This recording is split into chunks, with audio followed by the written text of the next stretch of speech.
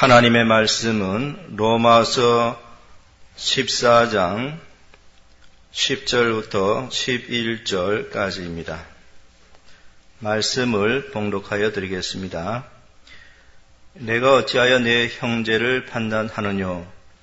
어찌하여 내 형제를 업신여기느뇨? 우리가 다 하나님의 심판대 앞에 서리라. 기록되었으되 주께서 가라사대 내가 살았노니 모든 무릎이 내게 꿇을 것이요 모든 혀가 하나님께 자백하리라 하였느니라. 아멘. 칼빈의 기독교 강요는 앞에 보면은 이제 프랑스 왕 프란시스 1세에게 드리는 헌사라는 그런 부분이 있습니다. 이것이 이제 제일 먼저 나오지요. 여기서 칼빈이 이제 기독교 강요를 쓰게 된 목적과 의도를 이제 여기서 헌사에서 이제 밝히고 있습니다. 프란시스 1세는 영국의 헨리 8세와 거의 동시대에 살았던 사람입니다. 그는 21세 때 프랑스 왕이 된 그런 사람인데요. 프랑스와 영국의 영토 문제 해결을 위해서 그는 헨리 8세도 직접 만난 적이 있는 그런 프랑스 왕입니다. 프란시스 1세는 프랑스 내에 있는 개신교도들을 정치적으로 이제 대했습니다. 그래서 때로는 우호적으로, 때로는 가혹하게 이렇게 이제 프랑스 내에 있는 개신교도들을 다루었지요.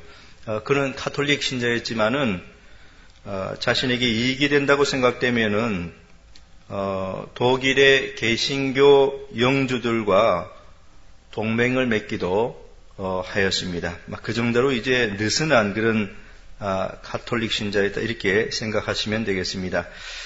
그런 그가 프랑스를 통치할 당시에 그 프랑스 내에서는요 가톨릭에 의해서 개신교가 무척 많은 박해를 당하고 있었습니다. 그래서 가톨릭은요, 개신교 교리를 이단인 것으로 그렇게 정죄를 하였고, 또 그것을 빌미로 해서 개신교도들을 이제 화형시키기까지도 하였습니다. 그래서 이 기독교 강요 헌사에 보면은 이제 칼빈은 거기에 대해서 이제 프란시스 1세 왕에게 가톨릭의 박해자들은 대단히 교활하고도 거짓된 그런 자들이라고 이제 말을 하고요. 또 개신교 교리가 아주 건전한 것이라고 그렇게 변호를 하고 있습니다. 그래서 이 헌사의 몇 부분만 보면은 대략 이런 내용입니다. 칼빈은 이제 어떤 부분에서 이렇게 말을 하고 있습니다. 그러나 어떤 사악한 자들의 광포가 극도에 달하여, 여기 사악한 자들이라고 하는 것은 이제 가톨릭 교도들을 말하는 것이죠. 폐하의 나라에서, 프랑스입니다, 건전한 교리가 발붙일 곳이 없다는 것을 알게 되었습니다. 따라서 내가 이 책으로 저들을 가르치고 나의 신앙 고백을 폐하께 보여드릴 수 있다면 이것으로 나는 보람 있는 일을 하였다고 생각합니다. 여기에 이제 기독교 강요를 왜 저수를 하였는가 하는 그런 목적과 의도가 잘 나오고 있지요. 여기서 나는 현재 불과 검으로 나라를 소란하게 하고, 가톨릭 교도들입니다, 소란하게 하고 있는 그 광인들에게 광적인 분노의 대상이 되고 있는 그 교리의 성질이 어떤 것임을 폐하께서 알게 되시리라고 생각합니다.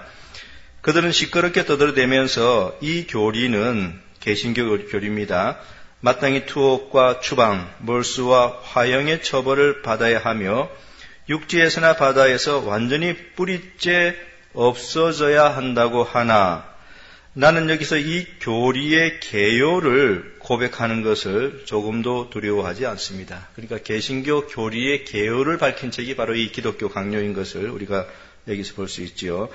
그들이 우리의 주장을 폐하께서 증오하시도록 하기 위해 얼마나 잔인하고 교활한 방법으로 폐하께 아첨하였는가를 나는 잘 알고 있습니다. 이제 이런 부분이 이제 헌사에 있고요. 또 다른 부분에 보면 칼빈은 이렇게 말을 합니다. 이제 우리의 반대자들을 보십시오. 반대자들은 사제 계급에 속하는 자들로 이 성직자들의 명령과 지도에 따라 다른 사람들이 우리를 향해 적대 행위를 일삼고 있습니다. 헌사의 또 다른 부분에서는 이렇게 말합니다. 그러나 폐하시여, 이제 나는 폐하께 진언하고자 합니다.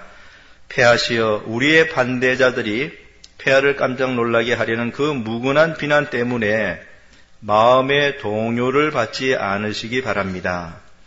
그들의 말에 의하면 이 새 복음, 그들은 이렇게 말하고 있습니다. 새 복음은 사람들에게 반란의 기회를 제공해주며 범죄하고도 벌을 받지 않게 하는 그런 것이라고 말하고 있지만 하나님은 어지러움의 하나님이 아니시오 오직 화평의 하나님이십니다. 그리고 하나님의 아들은 죄를 짓게 하는 자가 아닙니다. 왜냐하면 그가 오신 것은 마귀의 일을 멸하려고 오셨기 때문입니다. 그래서 이제 이런 어떤 내용이 이제 헌사에 있습니다. 그리고 거기에는 좀 더 자세한 이 변호, 논증 이런 것들이 이제 들어있죠. 그러다가 이제 헌사의 거의 끝부분에 가면은 칼빈은 이제 프란시스 1세에게 기독교 강요를 정독해서 제발 마음을 고쳐 먹을 수 있기를 바랍니다. 이런 이제 식으로 간청을 합니다. 그 내용은 이렇습니다. 폐하시어 비방자들의 중상에 대하여 너무 지나치게 경신하지 않도록 하기 위해 나는 이미 그들의 유독한 불법 행위를 상세하게 폐하 앞에 제시하였다고 생각합니다. 헌사의 이 내용에 보면은 이제 이런 부분들을 상세히 설명을 했지요. 오히려 너무 상세하지 않았는가 생각되기도 합니다. 왜냐하면 이 서문으로서도 거의 완벽한 변증이 되기 때문입니다. 그러나 내가 의도하는 것은 이 서문에서 우리의 주장을 옹호하려는 것이 아니라 우리의 탄원에 폐하께서 귀를 기울일 마음이 내키도록 하려는 것뿐입니다. 폐하의 마음은 지금 우리에게서 멀리 떠나 있을 뿐만 아니라 우리에 대하여 분노하고 계시지만 가톨릭 교도들의 말을 들어가지고 프란시스 1세가 지금 개신교 교도들이라든지 또 개신교 교리에 대해서 좋지 않은 마음을 가지고 있는 것을 이제 드러내 보여주고 있죠. 그러나 폐하께 드리는 우리의 변호, 즉 이 신앙 고백을 기독교 강요에 대한 그 내용입니다. 조용히 또는 침착하게 한 번만이라도 읽어주신다면 우리는 다시 폐하의 호의를 얻을 수 있으리라고 확신하는 바입니다.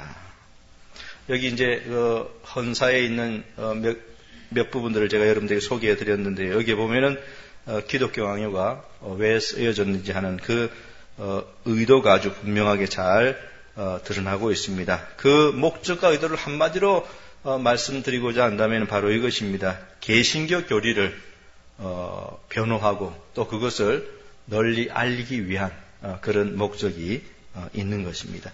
이제 오늘은 기독교 강요 제1권 제13장 11항부터 제13장 14항까지를 살펴보도록 하겠습니다. 제1권 창조주 하나님에 관한 지시, 제13장 성경은 창조 이래로 하나님은 한 본체이시며 이 본체 안에 삼위가 존재한다는 것을 가르친다. 7항부터 13항까지는 성자의 영원한 신격입니다. 11항 신약 성경에 나타난 그리스도의 신성, 사도들의 증거, 내용은 이렇습니다. 더욱이 신약 성경에는 수많은 증거들로 가득 차 있습니다. 그러므로 우리는 그 모든 증거들을 전부 다 수집하는 것보다는 오히려 몇 개의 증거를 간단하게 선택하는 데 힘써야 할 것입니다. 사도들은 이미 육신을 입으시고 중보자로 오신 그리스도에 대하여 말하고 있지만 여기서 내가 제시하고자 하는 증명들은 모두가 그리스도의 영원하신 신성에 대한 적절한 증거가 될 것입니다. 첫째로 특별히 주목할 가치가 있는 것은 영원하신 하나님에 대하여 예언된 것은 이미 그리스도 안에서 계시되었던가 혹은 어느 날인가 그리스도 안에서 완성될 것이라는 사도의 교훈입니다. 이것은 이제 구약 성경에 나오는 그리스도가 영원하신 하나님이시라는 예언이 이미 그리스도 안에서 성취되었거나 또는 미래에 성취될 것이라는 것을 이제 말한 것입니다. 만군의 주께서 이스라엘의 두 집에는 거치는 돌, 걸리는 반석이 되실 것이며 라고 한 이사야의 예언이 그리스도 안에서 성취되었다고 바울은 주장하고 있는 것입니다. 그러므로 그는 그리스도를 만군의 주라고 선언합니다. 다른 곳에서도 바울은 이와 비슷하게 우리가 다 하나님의 심판대 앞에 서리라 기록되었으되 주께서 가라사대 내가 살았노니 모든 무릎이 내게 꿇을 것이요 모든 혀가 하나님께 자백하리라고 말합니다. 이사야서에서 하나님께서 자신에 대하여 이 말씀을 하셨고 또 그리스도께서 실제적으로 이 말씀을 자신 안에서 나타내 보이셨으므로 여기에서 그가 바로 그 영광이 어느 누구에게도 양도될 수 없는 하나님 자신이라는 결론이 나옵니다. 이사야서 45장 23절 말씀을 이제 로마서 14장 10절 11절에 이제 인용되고 있는 것을 말한 것입니다. 에베소서에서 바울이 인용한 시편의 말씀 또한 분명히 하나님께만 적용되는 말씀입니다. 그가 위로 올라가실 때 사로잡힌 자를 사로잡고, 이것은 이제 시편 68편 18절에 있는 그리스도의 승천에 관한 그런 예언이고요. 에베소서 4장 8절에서 사도 바울이 인용하고 있는 것입니다.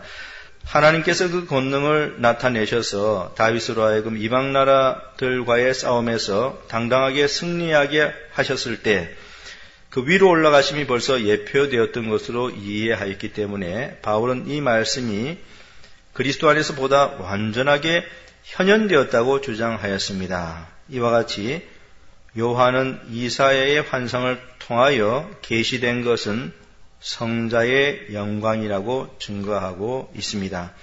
물론 이사야 자신은 하나님의 위엄을 보았다고 말하고 있습니다. 히브리서에서 사도가 성자에게 드린 하나님의 명칭들은 가장 영광스러운 것들입니다. 주여 태초에 주께서 땅의 기초를 두셨으며 하늘도 주의 손으로 지으신 바라. 또 이와 비슷하게 하나님의 모든 천사가 저에게 경배할지어다라고 말하고 있습니다. 사도가 이러한 명칭들을 그리스도께 적용한 것은 결코 남용이 아닙니다. 실로 시편에서 찬양된 것들은 모두 그리스도께서 홀로 성취하신 것들입니다. 일어나서 시온의 국류를 베푸신 분이 그분이시며 모든 나라와 모든 섬들의 지배권이 자기의 것이라고 주장하신 분이 바로 그분이신 것입니다. 요한은 말씀이 항상 하나님이었다고 주장하였는데 어찌 그가 하나님의 위엄을 그리스도께 돌리기를 주저하였겠습니까? 여기 이 말은요, 사도 요한이 요한복음의 서두에서 이제 말씀이신 그리스도가 하나님이시라고 그렇게 선언을 하였기 때문에 하나님의 위엄을 그리스도에게 돌리는 것을 주저할 이유가 전혀 없다는 그런 의미인 것입니다. 바울은 그리스도를 세세의 찬양을 받으실 하나님이라고 불러 공개적으로 그의 신성을 주장하였는데 어찌 그가 그리스도를 하나님의 심판대에 앉히기를 두려워했겠습니까? 그리고 그는 자신이 이 문제에 대해서 조금도 모순이 없다는 것을 명백히 하기 위해 다른 곳에서 그는 육신으로 나타난 바 되시고라고 기록하였습니다. 그가 세세 찬양을 받으실 하나님이시라면 그는 바울이 다른 곳에서 주장한 것처럼 홀로 모든 영광과 존귀를 마땅히 받아야 할 바로 그분이신 것입니다. 여기 디모데전서 1장 17절이 참고구절로 나와 있는데요. 그 말씀을 보면은 이렇게 되어 있습니다. 만세의 왕 곧 썩지 아니하고 보이지 아니하고 홀로 하나이신 하나님께 존귀와 영광이 세세토록 있을지어다. 아멘. 바로 여기서 이제 말하는 만세의 왕, 또 홀로 하나이신 하나님은 바로 예수 그리스도를 이제 뜻하고 있는 것입니다. 그래서 바울은 이 사실을 조금도 숨기지 않고 공공연하게 다음과 같이 주장하고 있습니다. 그는 근본 하나님의 본체시나 하나님과 동등됨을 취할 것으로 여기지 아니하시고 오히려 자기를 비어, 그리고 요한은 불신자들이 그리스도를 이방신이라고 트집 잡을까 하여 한 걸음 더 나아가 그는 참 하나님이시요 영생이시라고 말하였습니다. 그러나 특별히 하나님은 오직 한 분밖에 없으시다는 사실을 명백히 증거한 한 증인에 의하여 그리스도께서 마땅히 하나님으로 불러야 할 것입니다. 더욱이 바울이 다음과 같이 말하였습니다. 비록 하늘에나 땅에나 신이라 칭하는 자가 있어 많은 신과 많은 주가 있으나 그러나 우리에게는 한 하나님 곧 아버지가 계시니 만물이 그에게서 났고 우리는 다시금 바울에게서 그는 육신으로 나타난 바 되시고 하나님이 자기 피로 사신 교회를 치게 하셨느니라고 하는 말씀을 듣습니다. 그런데 어떻게 우리가 바울이 전혀 인정하지 않은 제2의 신을 상상하겠습니까? 여기 제2의 신이라고 하는 용어는요, 제2등급의 신을 뜻하는 것이고요. 이것은 좀 열등한 개념의 신을 말하는 그런 용어로서 지금 쓰고 있는 것입니다.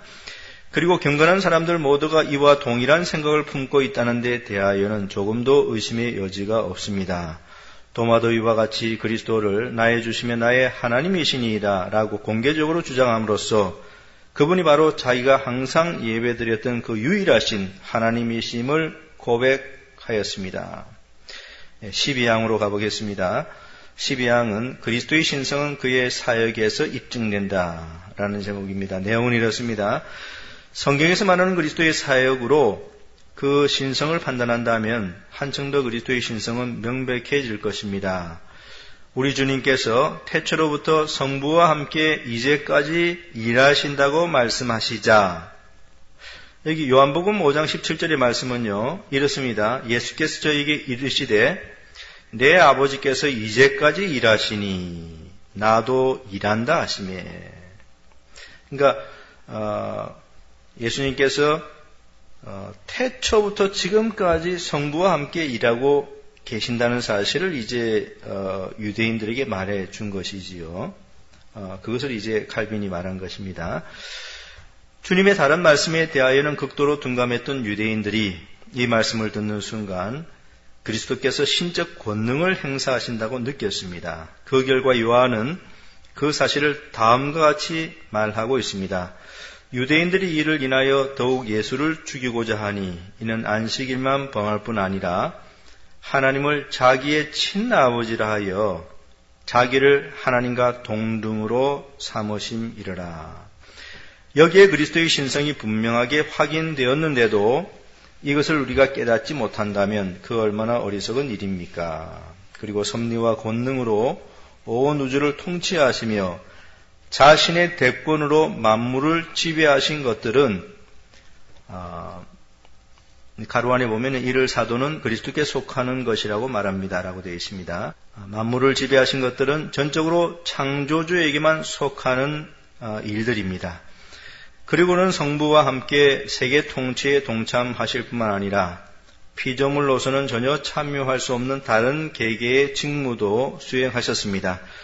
주님은 예언자를 통하여 나하고 나는 나를 위하여 내 허물을 도말하는 자니라고 말씀하셨습니다. 여기 이사야 43장 25절 말씀은 이제 끝에 보면은 내 죄를 기억지 아니하리라 이 말씀도 있습니다. 유대인들이 그리스도께서 죄를 사하시는 것은 하나님을 모독하는 것이라고 생각하자 그런 이 말씀에 따라 이 권세는 자기에게 속한다는 사실을 말씀으로 주장하셨으며 이적을 통해서도 이를 증명하셨습니다. 그러므로 우리는 그리스도께서 사죄하시는 일을 담당하실 뿐만 아니라 실제로 사죄권을 소유하셨다고 보는 것입니다. 그리고 이 권능은 그리스도에게서 다른 데로 결코 옮겨질 수 없는 것입니다. 마음의 은밀한 생각을 살피시고 꿰뚫어 보시는 것은 하나님만이 하실 수 있는 일이 아닙니까? 그러나 그리스도 역시 이 권능을 소유하고 계셨던 것입니다. 이와 같은 사실에서 우리는 그리스도의 신성을 결론짓게 됩니다. 계속해서 이제 13항으로 가보면은요, 그리스도의 신성은 그의 이적을 통하여 입증된다라는 제목입니다. 그리고 내용은 그리스도의 신격이 이적에서 얼마나 명백하고 얼마나 확실하게 보여지고 있는지요.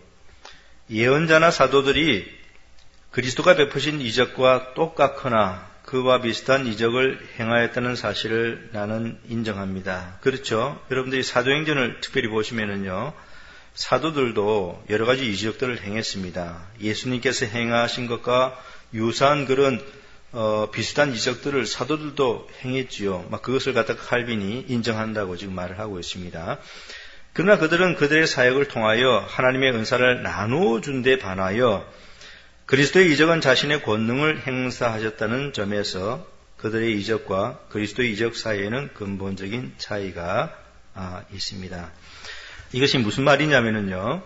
예언자들과 사도들은 하나님으로부터 은사를 받아서 이적들을 행하였다는 것입니다. 거기에 반해서 예수님은 자신의 권능으로 이제 이적을 행사하셨다는 것이죠. 이것이 바로 예언자들과 사도들 또 예수님 그 사이에 이제 근본적인 차이점이라는 것입니다. 주님은 이적을 행하실 때 성부께 영광을 돌리기 위하여 가끔 기도를 하셨습니다. 그러나 대부분의 경우 주님 자신의 권능이 나타난 것을 보게 됩니다. 그리고 자신의 권위로 다른 사람에게 이적을 행할 것을 위탁하신 분이 어떻게 이적의 참된 창시자가 되지 못하겠습니까? 복음서 기자가 기록한 대로 그리스도는 사도들에게 죽은 자를 살리고 문둥이를 고치며 사귀를 내어 좇을 권능을 주셨습니다. 더욱이 그들은 이와 같은 이적을 행할 때에 그 권능이 다른 사람이 아니라 오직 그리스도께로부터 왔다는 것을 충분히 보여주기 위해 이 사역을 수행하였습니다. 베드로는 예수 그리스도의 이름으로 걸으라고 말하였습니다. 그렇죠. 사도 베드로는 자신의 권능으로 안전행위를 일으킨 게 아니라요. 예수 그리스도의 이름으로 걸으라 이렇게 이제 말을 하였습니다. 혹 유대인들의 불신을 당하게 하기 위해 그리스도께서 이적을 행하셨다고 해도 조금 더 이상할 것이 없습니다. 왜냐하면 그 이적들은 그리스도의 권능으로 이루어진 것이며 따라서 그의 신성을 가장 완전하게 증거해 주는 것이기 때문입니다. 더욱이 하나님을 떠나서는 구원이 없으며 의도 없고 생명도 없지만 그리스도께서 이 모든 것들을 자신 안에 소유하신다고 하면 분명히 하나님은 그리스도 안에서 계시된 것이 확실합니다. 여기 이 부분의 그 번역이 조금 이제 어렵게 되어 있는데요. 영어 원문을 그냥 그대로 풀어서 설명을 조금 첨가해 보자면 이런 내용입니다. 하나님이 없이는 어떠한 구원도 의도 생명도 없는데 그리스도께서 구원과 의와 생명을 소유하고 계신 것을 보면 그리스도께서 하나님이신 것이 확실하다. 이런 내용입니다. 무슨 말씀인지 아시겠지요? 구원과 생명이라고 하는 것은 하나님을 떠나서는 결단코 우리가 얻을 수 없는 것이죠. 그런데 이런 구원과 의와 생명을 그리스도께서 소유하고 계시니 그리스도는 하나님이시다. 이런 이제 논증인 것입니다. 그리고 누군가가 나를 반대하여 생명과 구원이 하나님께로부터 그리스도께로 주입되었다고 말하는 사람이 있어서는 안 됩니다. 그건 궤변인 것이지요. 왜냐하면 우리는 그리스도를 구원받은 분이 아니라 구원 자체라고 말하기 때문입니다. 그리고 하나님 한 분 외에는 선한 이가 없다고 하면 어떻게 그리스도께서 단순히 인간일 수 있겠습니까? 이 부분도 좀 어렵게 번역이 되어 있는데요. 이 부분이 무슨 뜻이냐면요.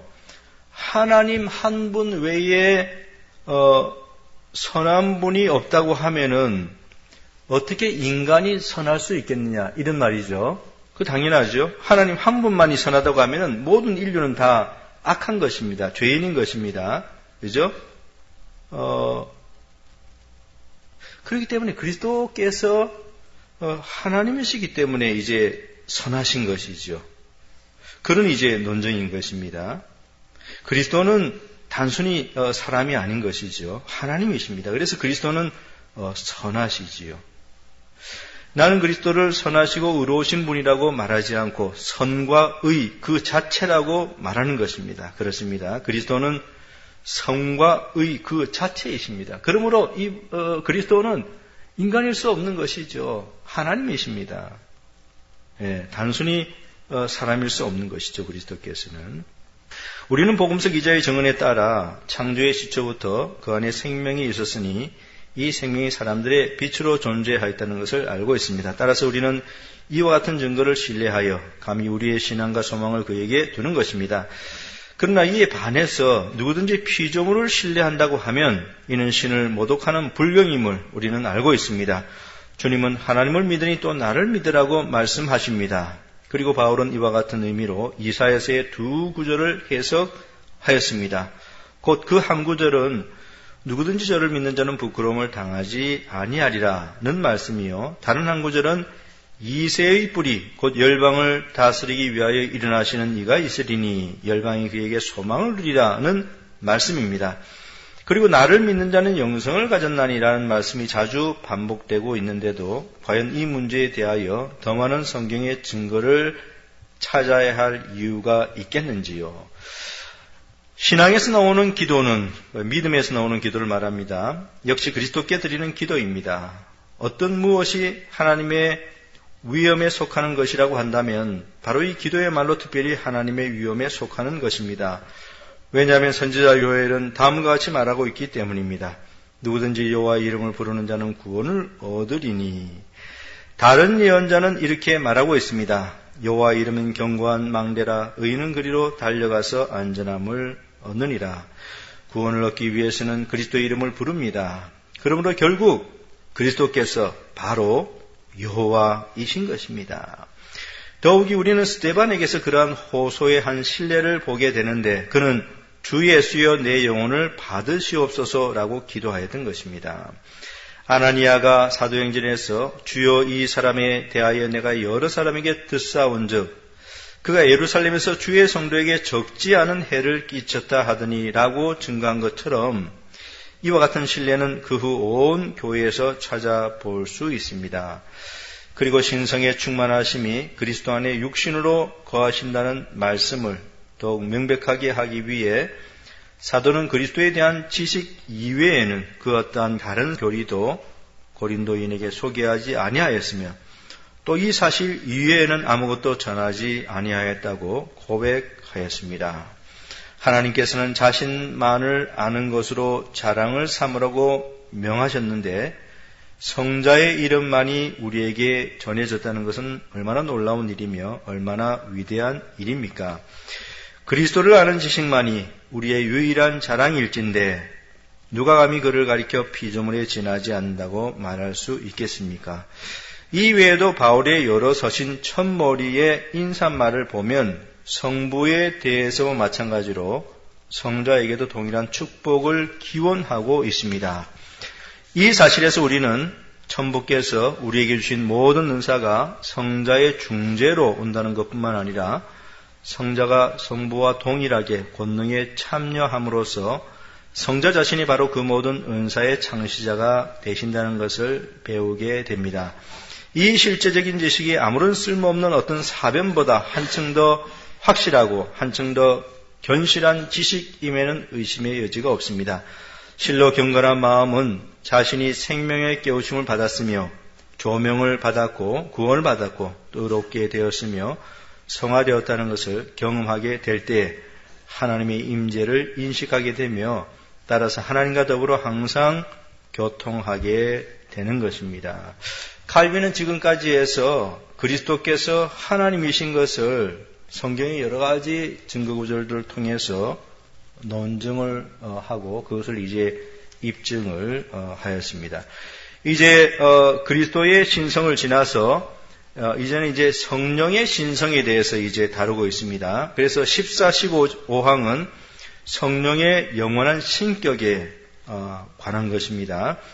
14항은 성령의 신성은 그러니까 성령께서 하나님이시라는 것, 그 성령의 신성은 그의 사역에서 입증된다라고 했습니다. 그러니까 성령의 사역을 통해서 성령께서 하나님이신 것을 이제 논증하고 입증하는 그런 내용인 것입니다. 따라서 우리는 성령의 신격에 관한 증거도 이와 같은 근원에서 찾아야 합니다. 여기 이와 같은 근원이라고 했는데요. 이것은 그리스도의 신성을 입증하는 데 사용한 그런 구절들을 의미하는 것입니다. 그러니까 성령의 신격도 바로 그와 같은 똑같은 자료들, 그런 구절들을 통하여 입증할 수 있다는 그런 말인 것이죠. 창조기사에서 하나님의 신은 수면에 운행하시니라고 한 모세의 증거는 실로 명백합니다. 왜냐하면 우리가 현재 보고 있는 이 세계의 아름다움이 성령의 능력에 의하여 보존될 뿐만 아니라, 여기 아주 특별한 말을 했습니다. 우리가 보는 이 온 세상의 아름다움 누가 보존하느냐? 성령의 능력에 의해서 보존된다 했습니다. 또한 이 세계가 이렇게 아름답게 장식되기 전에 벌써 성령께서 저 혼돈된 덩어리를 돌보셨다는 것을 보여주기 때문입니다. 창세기 1장 2절을 이제 이렇게 말하고 있지요. 하나님의 신은 성령을 말합니다. 수면에 운행하시니라. 그러니까 온 세상이 이제 아름답게 장식되기 전에 혼돈된 덩어리로 있는 요때에도 이제 성령께서 이미 그것을 이제 능력으로 이제 돌봤다는 것을 지금 말하고 있는 것이죠. 그리고 이제는 주 여호와께서 나와 그의 신을 보내셨느니라고 한 이사야의 말을 아무도 교묘하게 해석할 수 없습니다. 왜냐하면 하나님께서는 선지자들을 파송하실 때에 그 최고의 권능을 성령과 함께 공동으로 행사하시기 때문입니다. 여기서 성령의 신적 위엄이 찬란하게 빛나게 됩니다. 그러나 앞에서 이미 말한 대로 우리를 위한 최상의 확증은 익숙한 경험에서 얻게 될 것입니다. 왜냐하면 성경이 성령께 돌리는 것과 경건에 대한 확실한 경험을 통하여 우리 스스로가 배우는 것들은 모두가 피조물들과는 거리가 멀기 때문입니다. 성령께서는 온 우주에 편재하시어 하늘과 땅 위에 있는 만물을 유지하시고 그것들을 성장케 하시며 그것들을 소생시키십니다. 또한 그분께는 아무런 제한도 받지 않기 때문에 피조물의 범죄에 속하지 않습니다. 여기 번역도 좀 어렵게 되어 있는데요. 여기서 말하고자 하는 그 핵심적인 내용은 이런 것입니다. 제가 풀어서 설명을 해드리겠습니다. 성령의 직무와 그가 행하시는 일은 피조물에게는 아주 이질적인 것이라는 그런 말입니다. 다시 말하면은 성령께서 행하시는 일은 피조물의 범주를 벗어나는 그런 일을 하는 것입니다. 그 사실을 통해서 우리는 성령께서 하나님이신 것을 알 수 있다. 이런 논증인 것이지요. 그러니까 성령께서 하시는 일은 피조물의 범죄를 벗어난, 그러니까 하나님만이 할 수 있는 그런 일이라는 것이죠. 그런 것을 통해서 성령은 곧 하나님이신 것을 우리가 알 수 있다는 그런 말인 것입니다.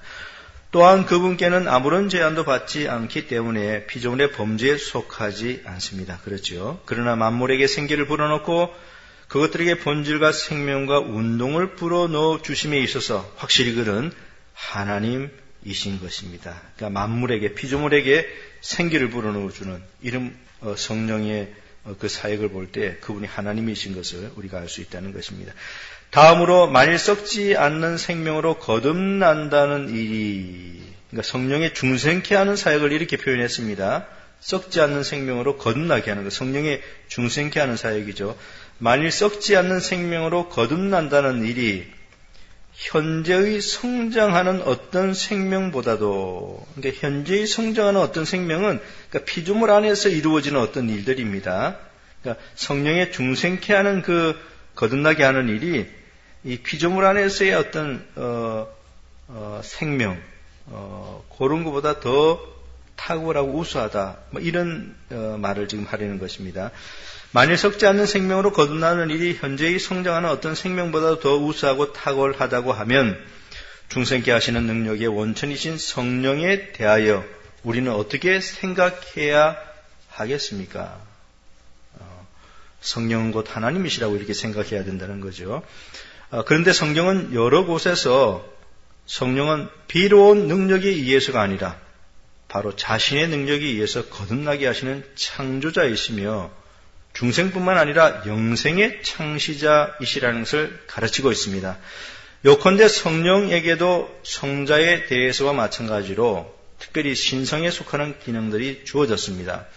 피조물 중에서는 아무도 하나님의 모사가 되지 못하지만 성령은 모든 것, 곧 하나님의 깊은 것이라도 통달하신다 라고 하였습니다. 성령께서는 지혜와 말의 재능을 주십니다. 그러나 하나님께서는 이와 같은 일은 자신의 역사에 의해서만 된다고 모세에게 말씀하셨던 것입니다. 이와 같이 우리는 성령을 통해서 하나님과 교통할 수 있으므로 우리를 향하신 그의 생명을 주시는 능력을 어느 정도 감지하게 되는 것입니다. 우리의 칭의는 성령의 사역입니다. 능력, 성화, 진리, 은혜, 그리고 우리가 생각할 수 있는 일체의 선이 다 이 성령으로부터 오는 것입니다. 왜냐하면 모든 은사의 근원은 오직 한 분 성령이시기 때문입니다. 은사는 여러 가지나 성령은 같고 라는 바울의 말은 특히 주목할 만한 가치가 있습니다. 그것은 이 말씀이 성령은 모든 은사의 시초요 원천일 뿐만 아니라 그 창시자이기도 하다는 것을 표현해 주기 때문입니다. 곧이어 바울은 이 사실을 더욱 분명하게 다음과 같이 말합니다. 이 모든 일은 같은 한 성령이 행하사 그 뜻대로 각 사람에게 나누어 주시느니라. 만일 성령이 하나님 안에 존재하는 실제가 아니라고 하면 선택을 하고 또 의지한다는 것은 결코 그에게 있을 수가 없을 것입니다. 그래서 바울은 아주 명백하게 신적 능력을 성령에게 돌리고 그가 하나님 안에 실제적으로 머무신다고 가르쳐 줍니다. 여기 마지막 부분에 그가 하나님 안에 실제적으로 머무신다고 가르쳐 줍니다라고 했는데요. 이 말은 성령께서 삼위일체 하나님의 제3위격을 가지신 하나님이시라는 그런 의미로 여기서 말한 것입니다. 오늘은 여기까지 하도록 하겠습니다.